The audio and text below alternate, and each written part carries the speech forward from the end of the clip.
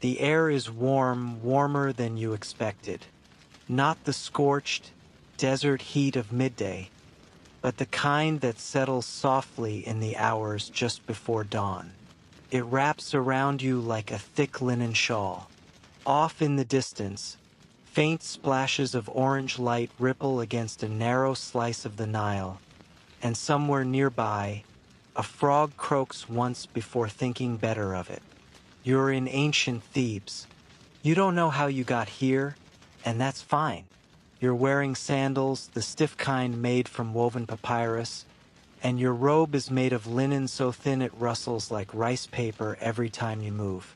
There's dust under your toenails, the kind of detail you wouldn't normally think about unless someone else mentioned it. You're welcome. There's a strange, sweet smell in the air, like honey left out too long, with a whisper of burnt myrrh. It's coming from the cone on your head. Yes, you have one too. Everyone does. A slow-melting, scented wax cone placed gently atop your wig, or bald scalp, if you're feeling honest. It's not entirely uncomfortable. A bit warm, a bit drippy, but socially acceptable, like flip-flops at a wedding. You walk along a narrow street flanked by mud brick walls. Cats lounge on thresholds like they've paid rent. Someone's mother sweeps dust into smaller piles of dust. There's a boy trailing a goat who looks like he's either a genius or hasn't slept. Probably both. Above you, the stars are still visible. Orion looks different. Bigger. Sharper. You might be dreaming, but it's the kind of dream you don't want to wake from yet. A soft voice in your ear. You probably won't make it through this day. Into tonight's journey, you turn into a courtyard where the plastered walls are painted in faded tones of ochre, sky blue, and pomegranate red. A woman sits grinding pigment with a stone pestle, pausing every few seconds to wipe her brow with a linen cloth. Her face shines faintly in the candlelight, and you notice her hair isn't hair at all, but a carefully braided wig, lacquered in palm oil and beeswax. Balanced on top is the thing you came here to understand, the perfumed cone. Historians still debate whether these cones were actually worn in daily life or were just artistic symbolism. It's one of those things that refuses to be pinned down, like dreams or why bread always lands butter side down. But here, in this moment, it doesn't matter. The cone exists. You can smell it. An intoxicating blend of lotus, henna, and a resin called labdanum. It was meant to melt slowly over hours, releasing its perfume into the air and soaking gently into the hair, or wig, or scalp, depending on the wearer's follicular situation. You sit down next to her. She glances sideways at you without speaking. That's typical for Thebes. No one wastes words until the first bowl of beer. You examine her cone closely. It's shaped like a miniature beehive, pale amber, slightly translucent in the firelight. It reminds you of those jelly desserts no one eats at weddings. The cone is not just fashion. It's ritual, identity, maybe even spiritual deodorant. In some frescoes, you'll see party guests melting their cones at elite banquets. Others show dancers mid-movement, their cones already halfway down the side of their faces. Very chic, very sticky. Strange detail? The cones were often worn at funerals too, which makes you wonder, were the dead meant to smell good on the way? And you realize, this might just be the world's oldest perfume ad. You wake slowly to the sound of footsteps. Not hurried ones, measured, deliberate. The kind that say, I am awake and regretting it. A familiar emotion. A scribe walks past you, balancing a wooden writing palette and a bundle of reed pens. He glances at your perfumed cone and snorts softly, the ancient Egyptian version of a side eye. His cone is smaller, more austere. You've just been silently judged. Congratulations. The scribe's name is Panacee. At least today it is, and he's headed to the temple school. You decide to follow. Your sandals slap gently against the stone pavement as you walk beside him. A rooster lets out a half-hearted caw, late to its shift. As you pass under a narrow lintel into the scribal courtyard, you're greeted by the rich scent of black ink, crushed charcoal, and damp reed. You also immediately inhale a bug. It's fine. Adds to the authenticity. Inside, boys sit cross-legged, copying hieratic script onto limestone flakes. The teacher, a man with the weary patience of someone who's explained, "No, that's upside down 17 times today," is lecturing on the rules of grammar. You pretend to understand. You don't. You glance down at one student's slate. He's doodling a duck wearing a crown.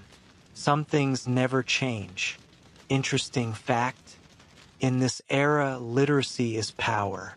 Less than 5% of people can write.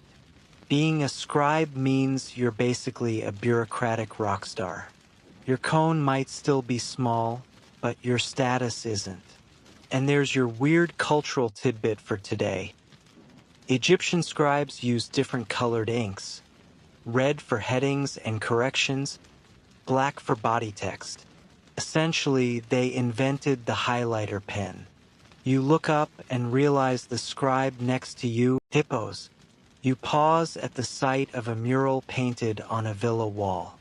It shows a feast with guests reclining on mats, women playing lutes, and yes, everyone wearing cones. The melting wax is rendered in tiny, gleaming droplets, falling onto wigs with an almost ridiculous sense of grace. And here's your scholarly mystery for this section. No one is quite sure how those cones stayed in place.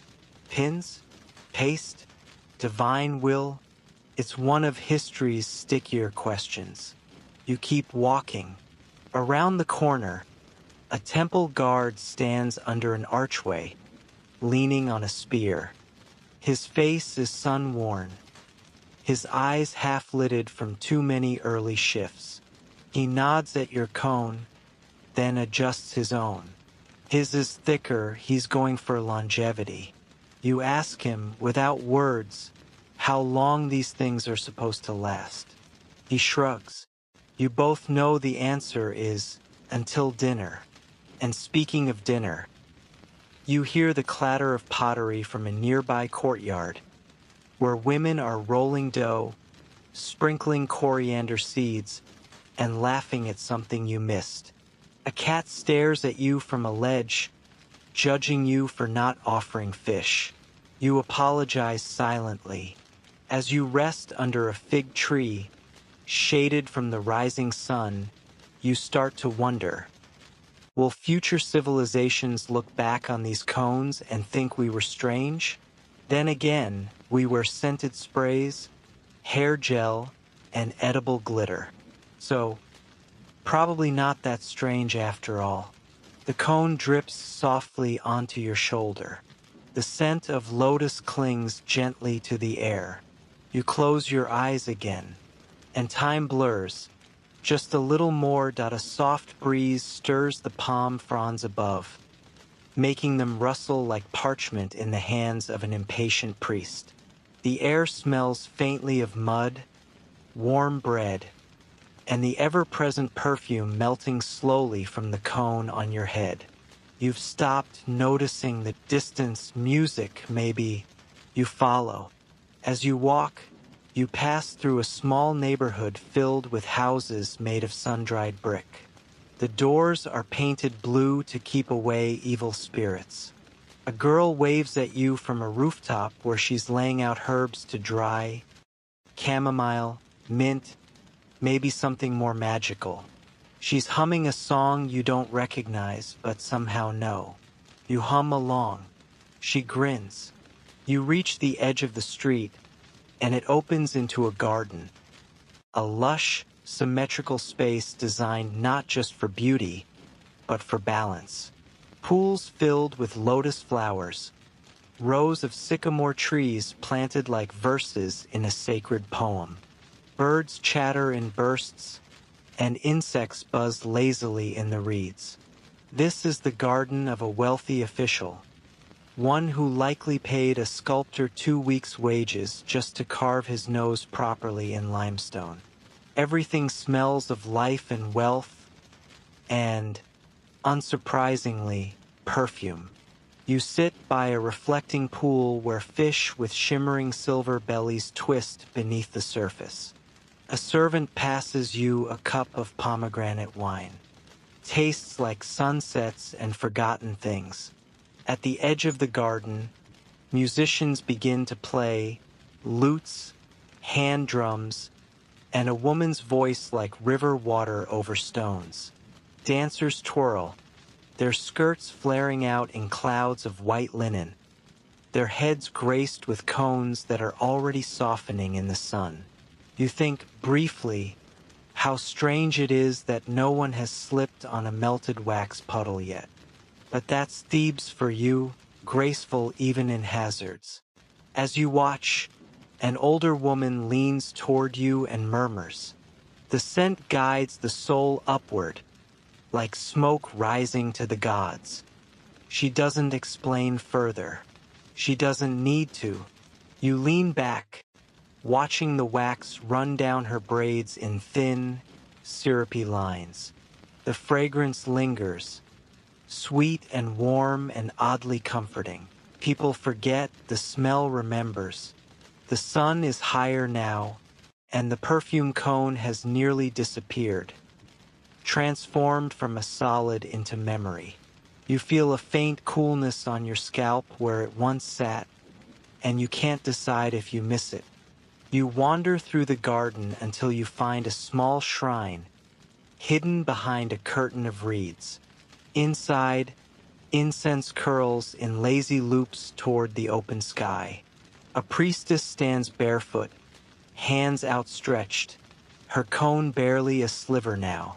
She sings to Hathor, goddess of joy, music, dance, and love, the one who smiles through painted eyes on temple walls, her cowhorn headdress watching over beauty and madness alike. You kneel quietly, not to worship, but to listen. The priestess begins an old tale. Long ago, when the gods still walked among us, the air itself carried their laughter. The winds blew sweet with the scent of their joy. But when the world became heavy with sorrow, they taught the people how to blend flowers and oils, resins and honey, how to shape memory into scent. And that is how the first cone was made. She falls silent, and you realize she never opened her eyes once. Outside, a breeze picks up, and you smell, faintly, cinnamon, tamarisk, and something older than words. You step back into the sun, and everything feels brighter. The sounds of Thebes pulse around you, wooden wheels on stone, the squawk of birds, the echo of sandals on temple steps. And beneath it all, that soft, fading sweetness. Your cone is gone, but somehow you feel fuller, like you've carried something with you. Perhaps that's what the Egyptians intended all along.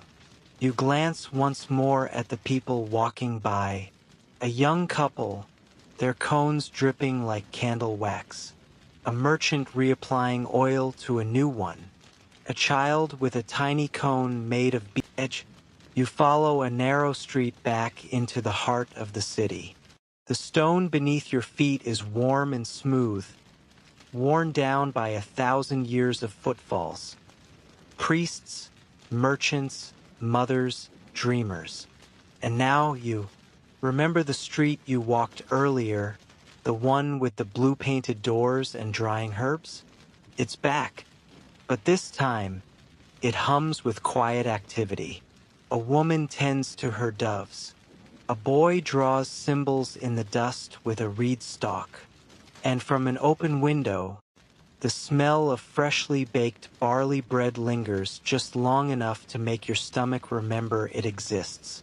The perfume on your scalp may be gone, but the scent still clings to the air around you, like the echo of a song you can't quite place. Faint, floral, persistent, a ghost of lilies and labdanum. You pause at a small perfume shop wedged between two homes. The shopkeeper, a wiry man with eyebrows like scorpions and fingers stained dark from oils, offers you a whiff of something new.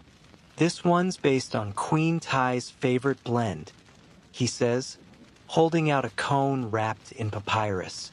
She wore it during that treaty banquet. Peace never smelled so good.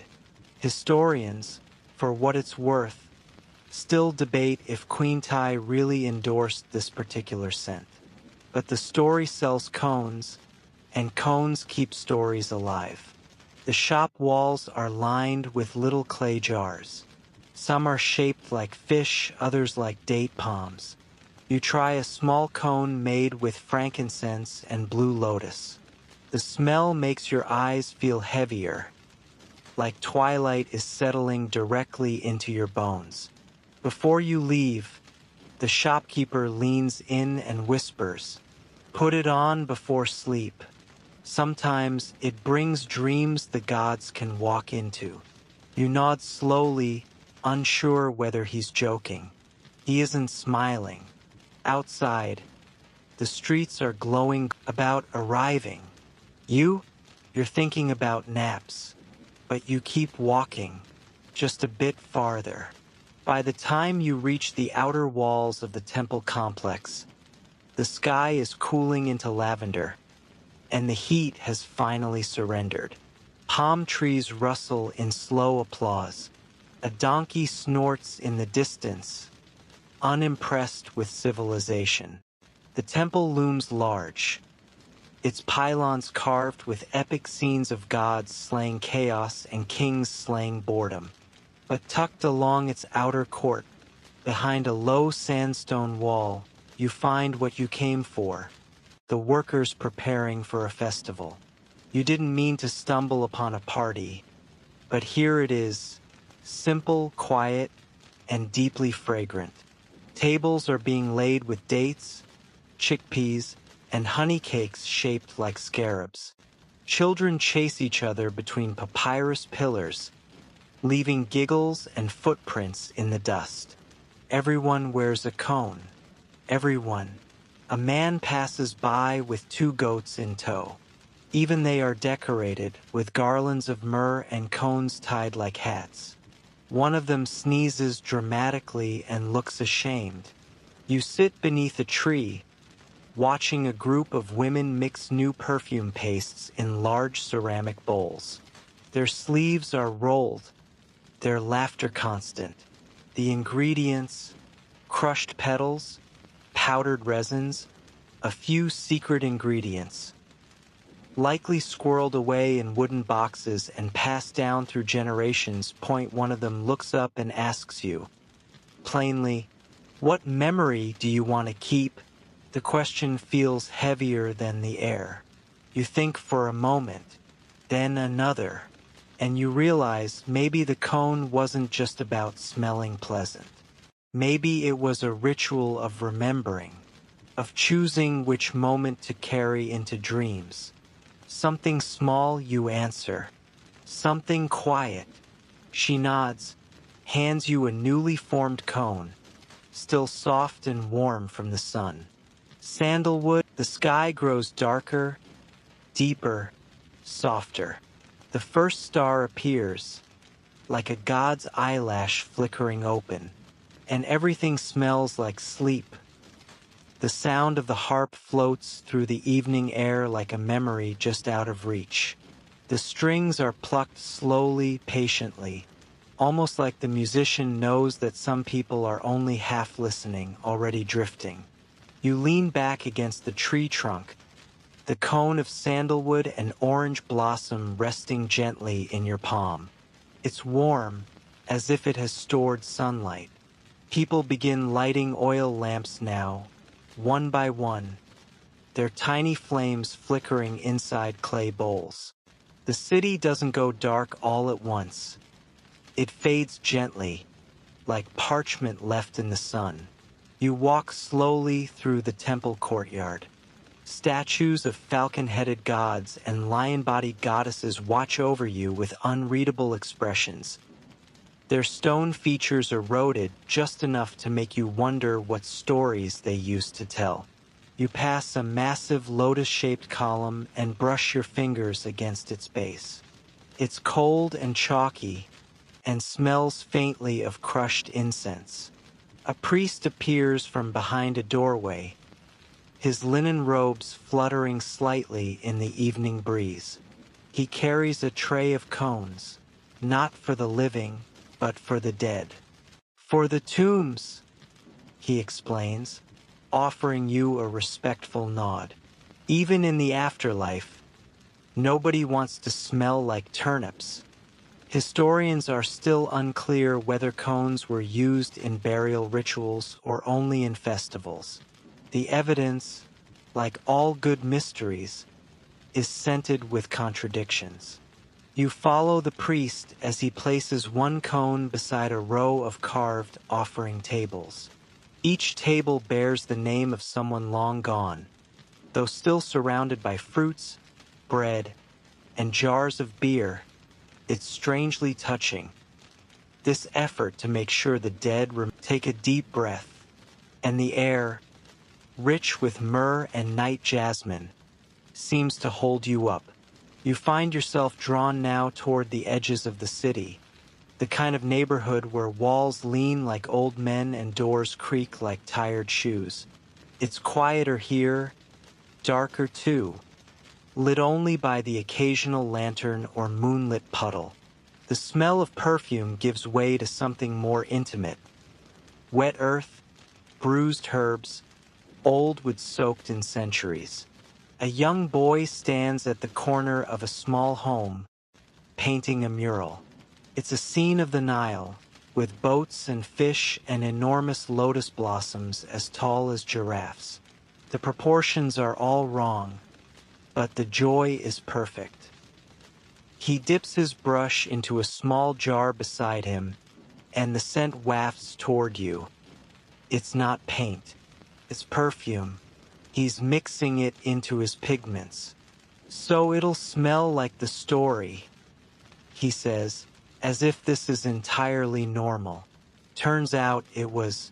Some artisans, especially those making sacred art or tomb decorations, added scented oils to their paints, not for preservation, but for presence. Because who wouldn't want their afterlife to smell like neroli and cedar? You continue along the street, passing shuttered homes and quiet courtyards.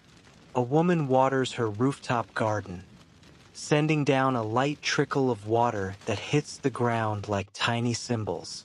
Somewhere behind a half-open gate, a family is sitting down for their evening meal. You hear laughter, the clink of pottery, and someone humming off-key. A cone burns softly in the center of their table, its smoke curling upward like a lazy question mark. You pause again and let yourself sink into the ordinary beauty of it all. The kind of beauty that doesn't need a monument or a parade. Just a good meal, a gentle breeze, and a little cone of perfume that says, really, it's careful, deliberate. Every bowl has its shelf, every cone its purpose. Even the wind feels like it's been taught to move softly around corners. You arrive at the House of Life, a scribal school and repository of sacred knowledge. Its walls are lined with scrolls, ink pots, reed pens, and an occasional wandering beetle who may or may not be literate. A student leans over a papyrus, scribbling notes on embalming techniques. You catch a few words: natron, linen, perfume cone. Yes, even mummies had scent routines. Apparently, certain cones were melted and poured into wrappings, both to mask the inevitable decay and to honor the gods with sweet-smelling devotion. The gods, as it turns out, were fragrance snobs. Ra himself was said to prefer cedar, while Hathor, goddess of joy, music, and excellent parties, leaned toward myrrh and lotus. Historians still debate whether the gods really cared, or whether this was just divine marketing. You trail your fingers along the edge of a scroll. The ink is still wet, and the scent, sharp and sweet, reminds you of fennel and tar, a scent not easily forgotten. It's funny, isn't it, how something as ephemeral as smell could be used to preserve something as eternal as belief. Out in the courtyard, an elder scribe naps under a fig tree. A cone smolders beside him, protecting his dreams from insects, perhaps, or from less visible things. A papyrus lies across his chest, fluttering in rhythm with his breath. You don't wake him. Some knowledge is absorbed best while sleeping, and some days are meant to end with the smell of figs, not fire. The night deepens. It's not dramatic, no fanfare or trumpet call, just the soft rearrangement of shadows. You walk through a small plaza where a wedding mascot, you're offered a fig soaked in honey and rosewater, and you take it. It tastes like someone bottled a sunset. A perfumed cone flickers near the food table, still releasing thin streams of sandalwood. Even the cake smells like the gods are on the guest list. One woman, clearly tipsy, pats your shoulder and says, "If you want people to remember you, leave behind a scent, not a statue." Odd advice, but possibly timeless. There was, in fact, an old Egyptian saying, "He who dies without perfume dies forgotten." Whether it was literal or just poetic chest thumping, no one's quite sure. Scholars still argue over the deeper meaning, though not always while sober. You move away from the crowd now, toward the riverbank. The Nile is wide and slow tonight, like a mother who's finally sat down. Fireflies blink across the water, and a breeze tugs at your tunic. The city behind you feels miles away. Beside the reeds, a small basket bobs in the water. You glance inside. No babies, just a few cones gently dissolving. Someone's offering, maybe, or just a prank. Hard to tell in this place. You sit by the water, elbows on knees, and listen. To frogs, to breeze, to a world that lived and slept long before yours. You smell the last of the night's perfume cone, hints of cinnamon and dried papyrus. And with that, the silence stretches, like linen, like peace. Morning again, though you're barely ready for it. A low sun crawls across the sand, and a rooster, not sacred, just loud, announces its opinion on the hour. You rise slowly from your bed of woven reeds, your back making noises that predate the pyramids. The cone on your head, still faintly aromatic, has melted into your scalp overnight. There's a soft glaze of myrrh along your hairline. You smell expensive, the nonverbal language of sleepy citizens. You receive a warm barley loaf, split it with a stranger, and chew in unison like temple statues practicing mindfulness. The streets are starting to buzz. Priests in gold sashes sweep by, carrying baskets of offerings. One priest, you notice, has a very prominent perfumed cone. larger than yours with streaks of violet and silver. Someone's clearly angling for a divine promotion. The cones, it turns out, were also social signals. Wealthier Egyptians had cones infused with exotic oils, cardamom from Nubia, cinnamon from Punt. Some even had bits of gold leaf. Poorer folks, they made do with pressed herbs and animal fat. Still fragrant, just a little earthier. Historians still debate whether these social scents were codified or just strongly suggested. In either case, noses could rank you faster than resumes ever could. You finish your bread. The cone's wax has started to clump a little in the heat. You wipe your brow and end up accidentally moisturizing your temple. Not a bad side effect. You look around. Everyone is glowing, or melting. Hard to tell the difference here. You wander into the temple quarter, where silence hums like a second heartbeat. The structures loom not aggressively, just confidently. They've seen thousands of these days. They've seen your type before. A priest beckons you inside a smaller side temple, one devoted to Nefertum, god of scent and healing. Naturally, the walls are covered in blue lotus carvings. The air is thick with incense, not smoky like a bonfire, but syrupy, like someone whispered a garden into being. You step over a threshold lined with alabaster, your sandals making sticky soft sounds on the polished floor. There's a basin for ritual cleansing, but you've already rising in waves that feel like lullabies. You breathe it in. You forget your name for a moment. You remember how nice forgetting can be. A papyrus scroll nearby lists sent recipes for various sacred events. Births, harvests, royal birthdays, funerals, even tax collection. Apparently, there's a proper oil for yelling about grain quotas. Who knew? One odd little detail you catch. Some ceremonial cones were shaped to look like tiny pyramids. Others resembled lotus buds or even stylized skulls. Scholars still argue over whether these shapes had symbolic meaning or were just ancient fashion trends gone rogue. The priestess finishes her work and nods at you. She places a dab of oil behind each of your ears, muttering a prayer that translates loosely to "smell like truth today." You leave the temple lighter, as if the fragrance trimmed the weight from your thoughts. Outside, the sun climbs. You do not. You wander instead into a shaded alley, already dreaming of a nap that smells like blue flowers.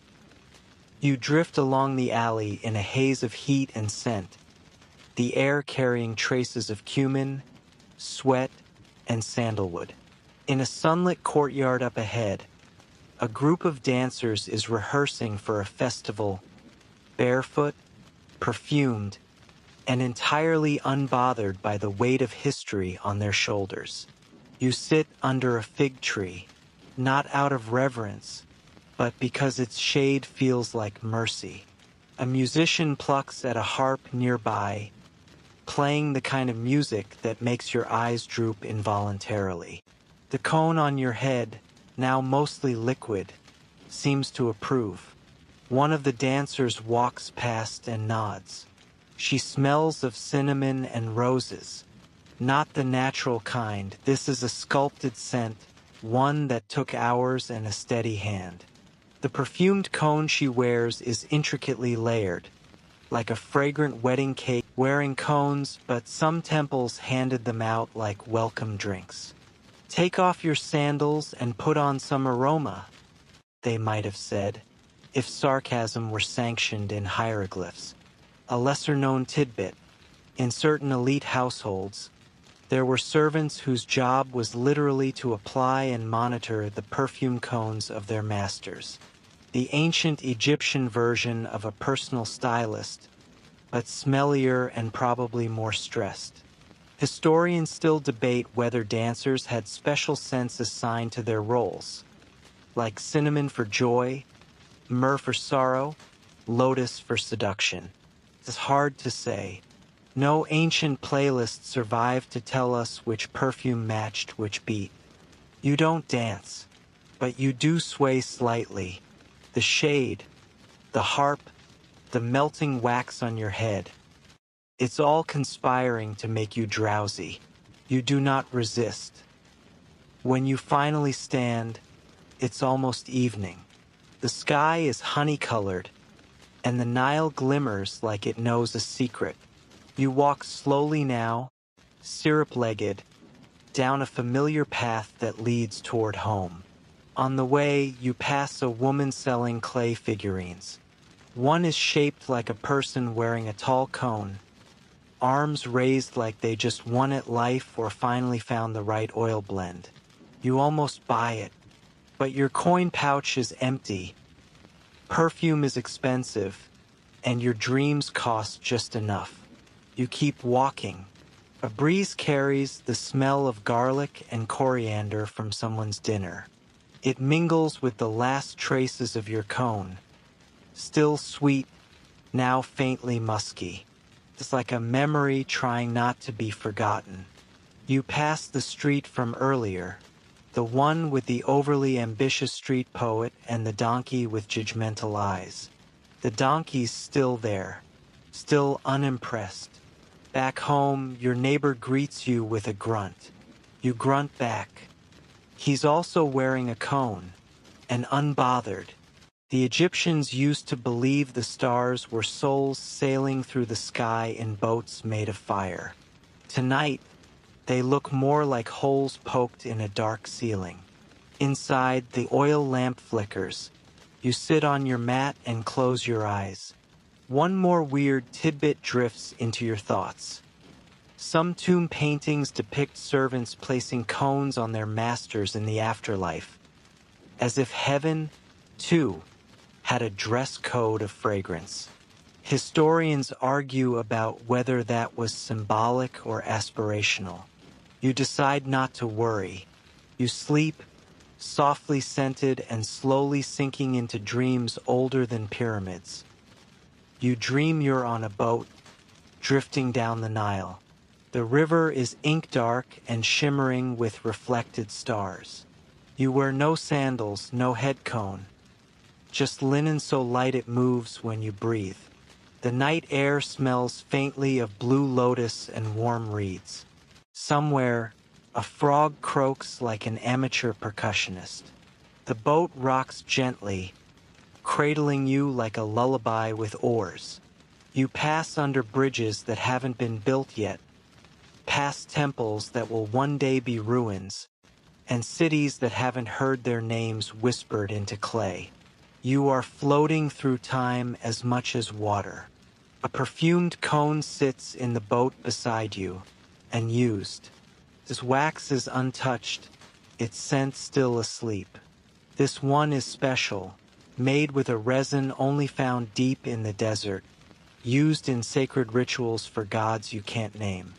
You're told it was worn only once a year, during a night when the moon dipped low and the priests sang through nose flutes. One last obscure fact. Recent evidence suggests these cones might have also been worn by the dead, placed in tombs not just for scent, but for passage. A kind of aromatic passport to the afterlife. Historians predictably disagree. Was it ritual, fashion, both? Let your fingers trail in the water. The cone beside you melts slowly. You breathe deeply, and finally you let go. Now, let's leave the cones behind. Let them melt fully into dreams, soft wax fading into linen, scent unraveling into silence. You've walked the sunlit streets of Thebes, danced past sacred pools, worn a scented pyramid on your head like a badge of sleepy honor. You've learned what the scholars still guess at, and maybe you found comfort in the knowing and the not knowing. The Nile still flows, slow and forgiving, carrying you further from waking life. Let its gentle current carry your mind toward softness. There's no need to hold the facts now, only the feeling, the shade of a fig tree, the hush of a temple courtyard, the flicker of oil light in a clay room before sleep. The world around you quiets. The donkeys rest. The perfume sellers pack up their dreams. The harp has stopped, but its final notes linger in the dust like a whisper you almost remember. Your breath slows. Your eyes soften. Time becomes gentle again. And even now, in this quiet moment, perhaps there is a trace of something sweet in the air, myrrh or honey or maybe just memory. You don't need to reach for it. Let it come to you if it wants. The night is long. The stars are patient. You are safe. You are still. And tomorrow, if you wake in the same ancient city or somewhere else entirely, you'll know that tonight, at least, history held you kindly. Now sleep. Let your story rest. Let your dreams begin.